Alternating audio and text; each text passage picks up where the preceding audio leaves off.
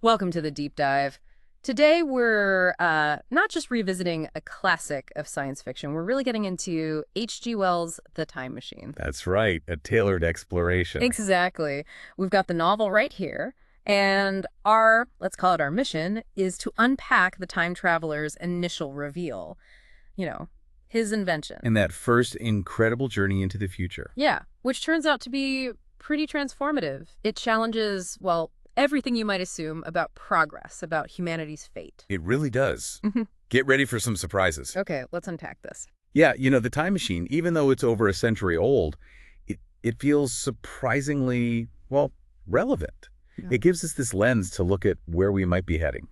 More than just adventure. Oh, definitely. It's a proper thought experiment. Yeah. What does progress actually mean? What are the long-term costs? So we're focusing on the beginning, the theory and the first trip. That's the plan, where he lays the groundwork, theoretically, and then it takes that first plunge. And what he finds is, well, both beautiful and deeply unsettling. Right.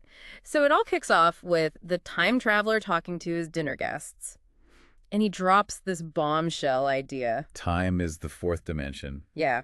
He argues it's just like length, breadth, thickness. We move through it. We just don't, perceive it that way. It's clever how he explains it. He uses that analogy, doesn't he? Yeah. About a four-dimensional being seeing us. Like slices through time, like looking at photos of someone at different ages. Exactly, like three-dimensional sections across time. Yeah. It's an attempt to make this really abstract thing feel a bit more concrete. And Wells does a good job grounding it, you think? Making it sound almost logical. I think so, yeah. For the time, drawing on scientific ideas. He's not just making it up. He's kind of extending the science of his day. Right, to its logical, maybe untested extreme. Exactly. And his point about our limited perception, comparing us to, what was it, a savage unable to stay aloft. Yeah, someone who can't grasp flight. It really makes you question our everyday assumptions, our limits. It does. And those guests, they serve a real purpose, don't they? Oh, definitely. They're not just buying it straight away. Philby's arguing. Right. Pushing back immediately. Against reason, he says. And even the psychologist, who you might expect to be a bit more open-minded. He's doubtful, too. It shows how resistant we can be, to really new ideas, even seemingly logical ones. It's like they're reflecting how the audience might react. Forces the time traveler to really defend his corner. Precisely. Philby's reaction shows how ingrained our usual understanding is. And the psychologist adds that sort of intellectual skepticism. Makes you wonder what ideas today seem crazy but might be normal later. Totally. But then he pulls out the proof, or what seems like proof. The miniature time machine. Yeah, this little glittering thing, metal, ivory, crystal, with the tiny levers. And he doesn't even operate it himself, does he? No, he gets the psychologist to push the lever, the skeptic. And poof, it just vanishes. Gone. Into the future. You can just imagine the silence, the shock in that room. That demonstration changes everything, right? It's not just talk anymore. Absolutely. Yeah. It shifts from pure theory to something, well, seemingly real, verifiable. And the description of the model helps, makes it feel solid. It does. And Yeah. having the psychologist do it, it lends it weight. Then the little detail to the puck of wind, the lamp flickering, it creates this moment of genuine wonder. Challenges their whole reality. Right. And straight after that, the time traveler says, I'm building a bigger one, for me. exactly. Yeah. And that sets it all up. The anticipation is huge for them and for us reading it. Because we know something is coming, they have no idea what. That's the hook. The theory becomes reality or impending reality. It's that moment in science, isn't it? From idea to action. And the consequences you never saw coming. Right. Okay, so fast forward. Literally, he's in the machine, ready to go. He describes feeling wonder, but also apprehension, which seems, fair enough. Completely understandable, the scale of it. And then, whoosh, time in his lab just warps, the clock hands spinning, minutes becoming like hours. That immediate acceleration. It's the first real taste of the machine's power. The shift in perception he's about to experience. Makes you think, if we could do that, how would it change everything? Fundamentally. But the physical side sounds, not great. No. He says it's like a switchback ride. That feeling of hurtling, falling, like you're about to crash. Yeah, Wells doesn't make it sound fun. It's not a gentle glide through the centuries. Underscores how unnatural it is, maybe. Pushing against the normal flow. I think so. That even amazing tech might have, well, uncomfortable side effects. But the visuals. Night and day flapping like wings. The sun streaking across the sky, the moon cycling phases in seconds. It's mind-bending. And as he goes faster, It all merges, right, into this grayness. The sun's just a fiery streak, the moon a faint band. it's cosmic scale, fast-forwarded, shows the immense time he's crossing. Exactly. It detaches him completely from normal rhythms. Our whole sense of time is tied to those natural cycles.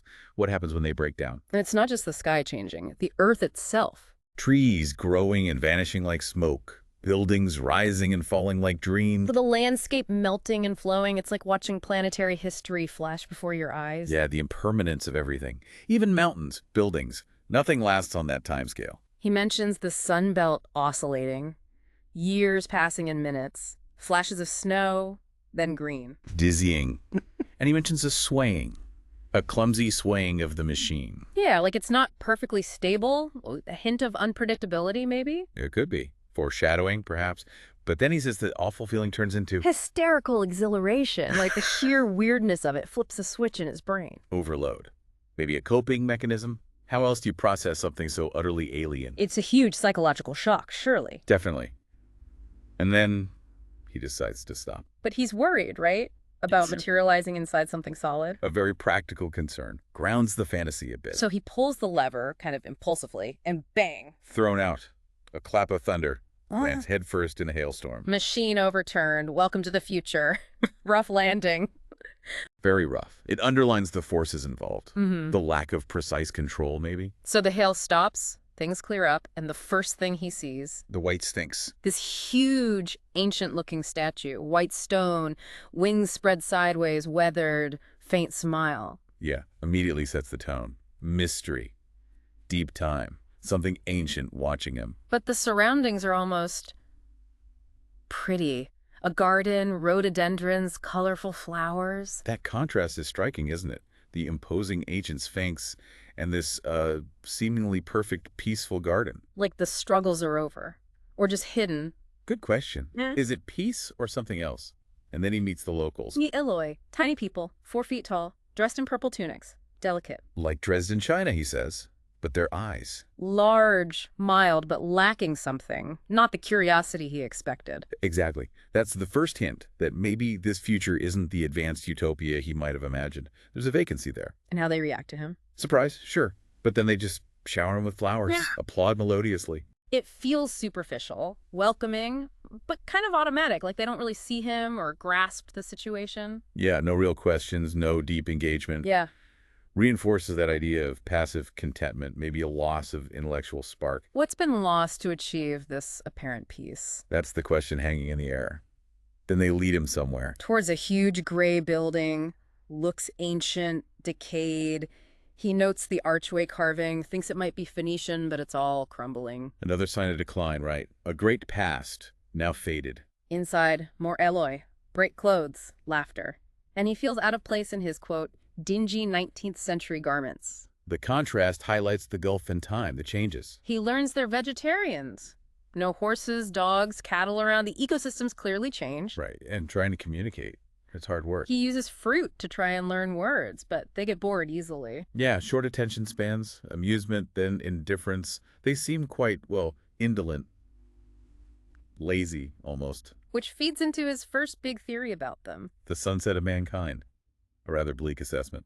He sees the communal living, the lack of individuality, their similar appearance. Even the kids look like mini adults. And he jumps to this idea of a kind of achieved communism, where security and abundance have maybe backfired. Leading to a decline in drive, maybe even eroding traditional family structures or gender roles because they weren't needed anymore. It's a fascinating, if unsettling, speculation that the very success of society could lead to its weakening. He thinks it's the result of humanity finally conquering nature, achieving total security. Like reaching the peak and then having nowhere to go to down. He even links it to trends in his own time, doesn't he?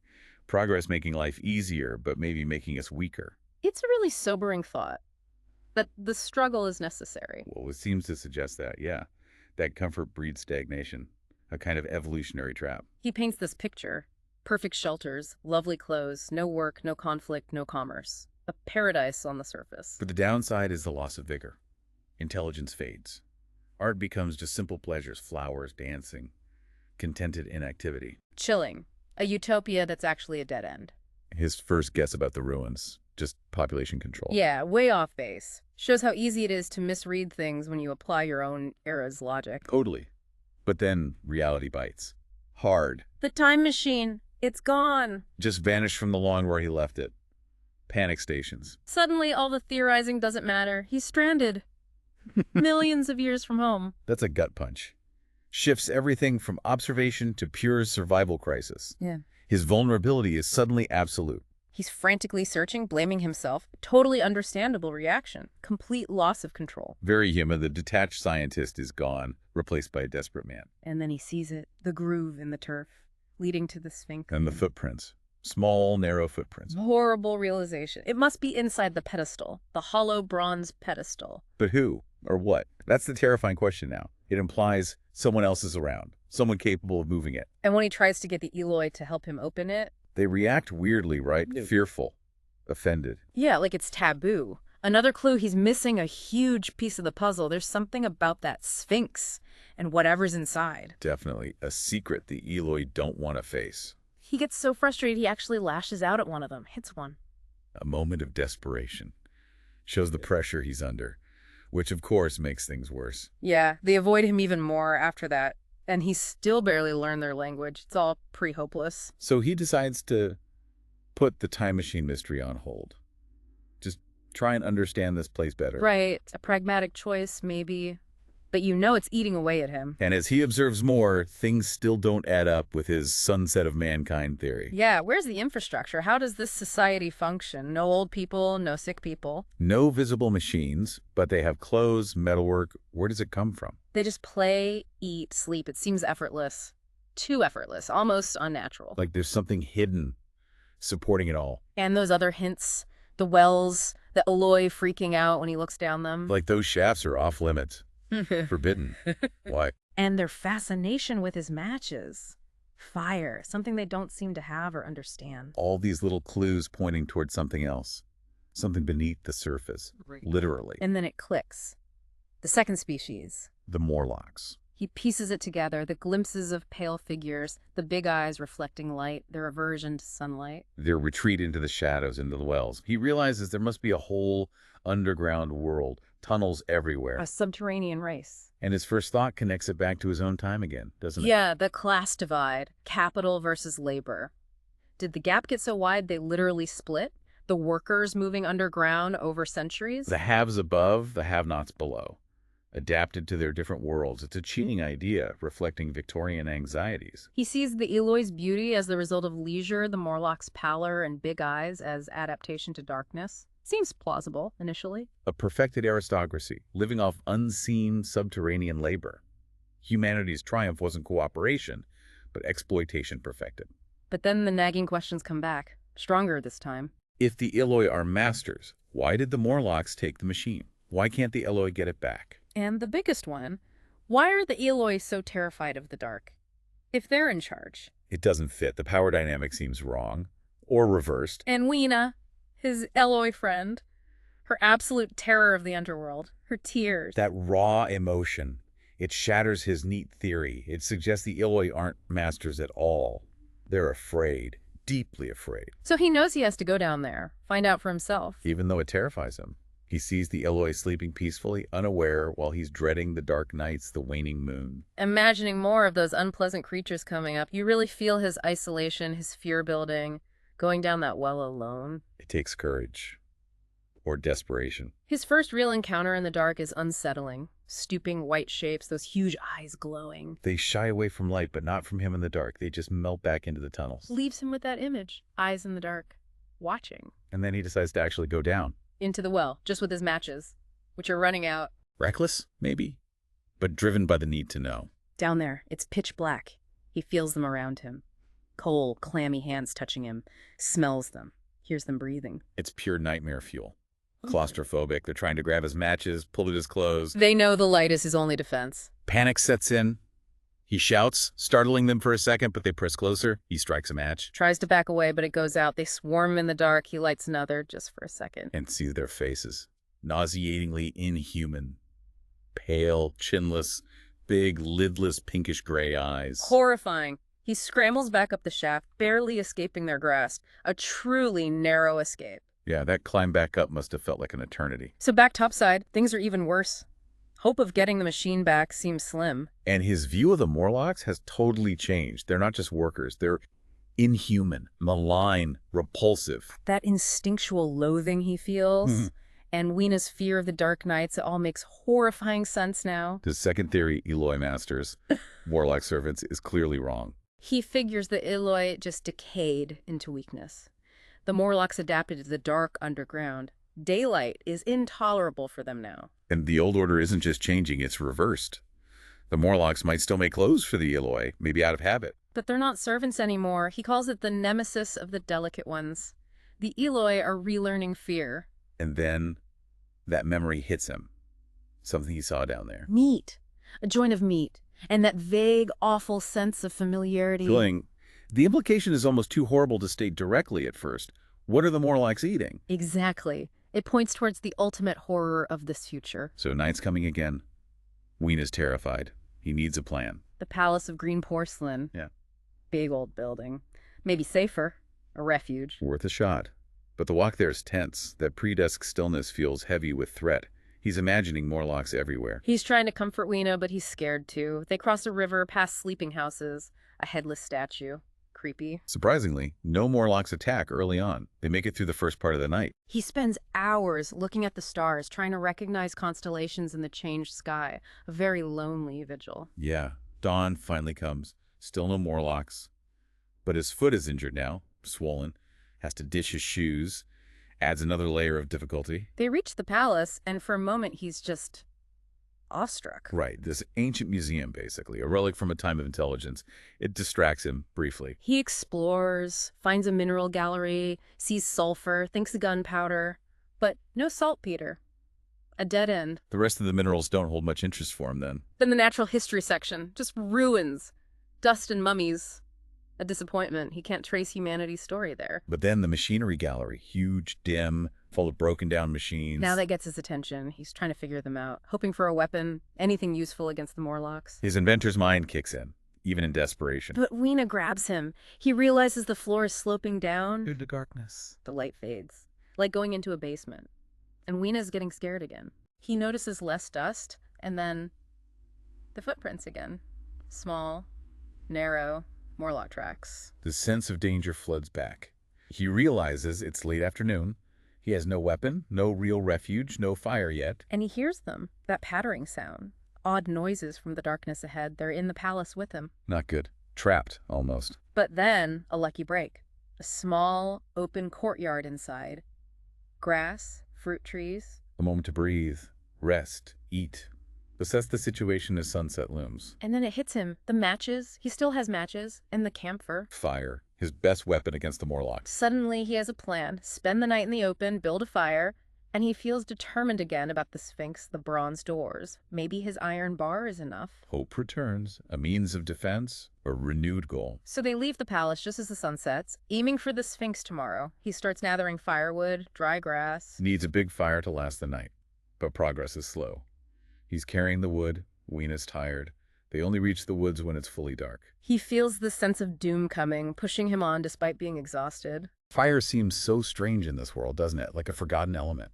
Weena's never seen it. No, but as he puts her down to light the first match, bam, Morlocks attack. Silently out of the dark. Cooing sounds, soft hands grabbing him. A frantic struggle. He lights a match. They scatter from the flare. He quickly lights the camphor, throws it. Buys him a second. But then he sees Weena, motionless, fainted, or worse. He can't revive her. He picks her up, tries to move, gets disoriented, decides he has to make a stand, build the fire right there. Morlock eyes are all around them, shining in the dark. The camphor burns out. He lights another match just as they close in on Weena, hits one with his fist, feels it go down. Desperate fight. He gathers more wood, notices how dry everything is. Still trying to wake Weena. No luck. Then the smoke, the camphor fumes. He's getting drowsy. Exhaustion takes over. He falls asleep. The fire dies down. And they attack again. In the dark. He reaches for his matches. They're gone. Snatched. He's overwhelmed. Soft bodies feeling their teeth. But he finds the iron lever. Fights back like a cornered animal. feeling his blows land, that strange exaltation again, even facing death. And then suddenly the Morlocks pull back. The whole forest around them is catching fire. From his dropped match, the camphor, the dry wood just went up. Chaos. Flames everywhere. Morlocks fleeing. He's frantically looking for Weena in the burning woods. But she's gone. The fire dies down eventually. He hides, watching the blind Morlocks stumbling in the firelight. Feels like a nightmare. Sees three run right into the embers. The horror of it. Dawn breaks. Smoke, charred trees. Morlocks are gone. And Weena's definitely gone. He feels this awful grief, but also relief that she escaped whatever fate awaited her with the Morlocks. Utterly alone now, longing for his own time more than ever. But then... finds loose matches in his pocket. A tiny scrap of hope remains. just enough, maybe. He makes his way back towards the Sphinx. Sits on that yellow metal seat near it, looking at the beautiful overworld scene, but now seeing it completely differently. Yeah, bitterly reflecting on how wrong he was initially. The Eloi. Like contented cattle, he thinks. Superficial. He grieves for humanity's potential, intellect committing suicide for the sake of comfort. Revises his theory again. Upperworld drifted to weakness. Underworld to mechanism. The balance broke.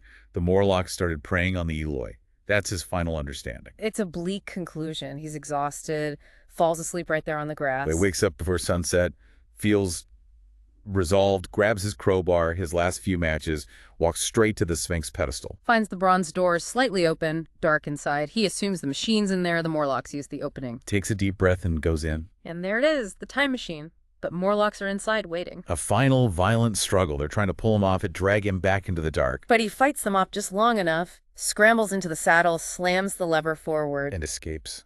Back into time. Leaving the horrifying future behind. For now. Wow. What a first trip, huh? Just incredible. That mix of beauty and decay, the shock of the Eloi and Morlocks. Two species from one human root. It completely flips his understanding of progress, of where society could end up. And the danger, the fights, the loss of Weena, it's harrowing. Absolutely. It's a powerful, deeply unsettling journey. It forces you to question everything about where we think we're headed. Challenges that whole idea of inevitable progress, doesn't it? Shows how evolution, society, could go in directions we just don't expect. Often disturbing ones. It really does make you think about our world now. Yeah, looking at our time through his eyes, or maybe the eyes of someone from that distant future, what would seem bizarre or terrifying? And what things that we do, pursuits that seem harmless or even positive now, what unforeseen consequences could they have way down the line? It's a sobering question, for sure, but maybe a vital one. Definitely something for you, the listener, to think about. What legacies are we creating right now without even realizing it? What choices today might lead to the most profound, maybe unsettling changes for humanity tomorrow? Something to mull over.